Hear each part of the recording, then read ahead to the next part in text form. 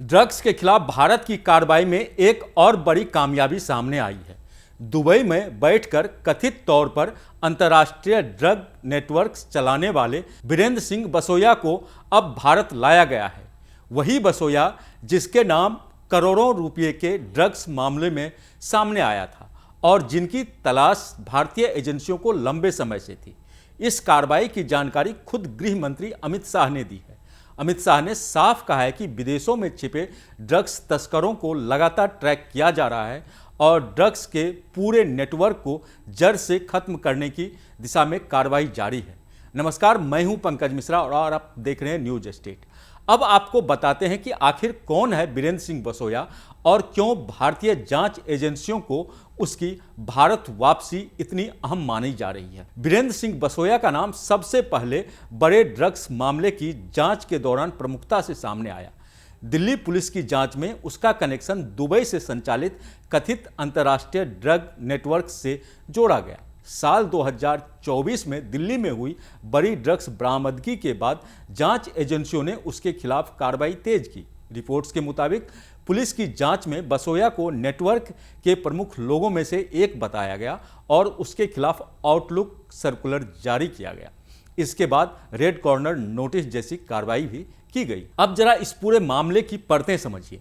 दिल्ली से जिस बड़े ड्रग नेटवर्क की जांच हुई उसमें सिर्फ भारत ही नहीं बल्कि दुबई, ब्रिटेन, मलेशिया, पाकिस्तान और थाईलैंड तक कड़ियां सामने आने का दावा जांच में किया गया।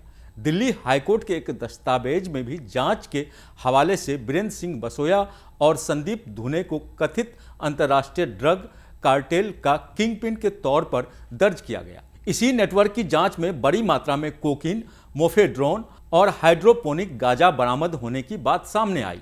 दिल्ली पुलिस की चार्जशीट से जुड़ी रिपोर्ट के मुताबिक पूरे मामले में बरामद नशीले पदार्थों का कुल अनुमानित मूल्य 13,000 करोड़ रुपए से ज्यादा बताया गया और कई आरोपियों को गिरफ्तार किया गया, जबकि बसोया उन आरोपियों में शामिल था जो लंबे समय तक जांच एजेंसियों की पहुंच से बाहर रहा।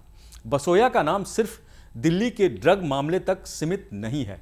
पुणे और महाराष्ट्र से जुड़े मेफ्रोड्रेन यानी सिंथेटिक ड्रग्स के एक बड़े मामले में भी उसका नाम जांच के दौरान सामने आया।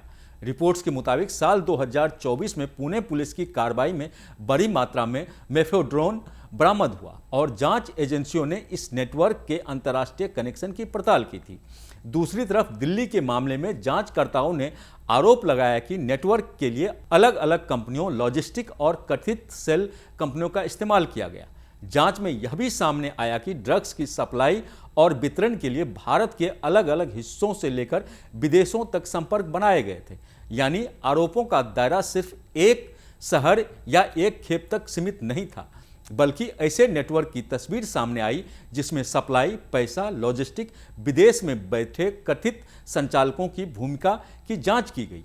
अब सबसे बड़ा सवाल है कि बीरेंद्र बसोया की भारत वापसी का मतलब क्या है। दरअसल किसी भी अंतर्राष्ट्रीय ड्रग नेटवर्क से कथित मुख्य आरोपी को विदेश से भारत लाना जांच एजेंसियों के इसलिए अहम होता है क्योंकि उसके सामने आने के बाद नेटवर्क की पूरी संरचना, पैसों का लेन देन, विदेशों में मौजूद संपर्क और भारत में मौजूद सहयोगियों से जुड़ी कड़ियों की जांच आगे बढ़ सकती है। यही वजह है कि अमित शाह ने इस कार्रवाई को ड्रग्स के खिलाफ सरकार की जीरो टॉलरेंस नीति से जोड़ते हुए कहा है कि अपराधी चाहे कहीं भी छिपे हों, भारतीय कानून की पहुंच से नहीं बच सकते।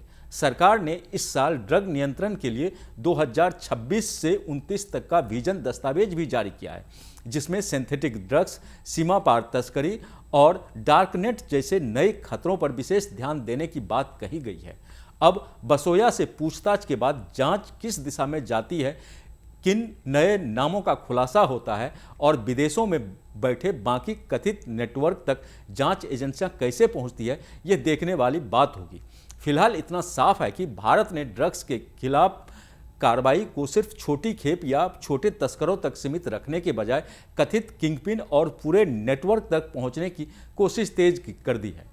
इस खबर पर आपकी क्या राय है, हमें जरूर बताएं। देखते रहे न्यूज स्टेट। नमस्कार।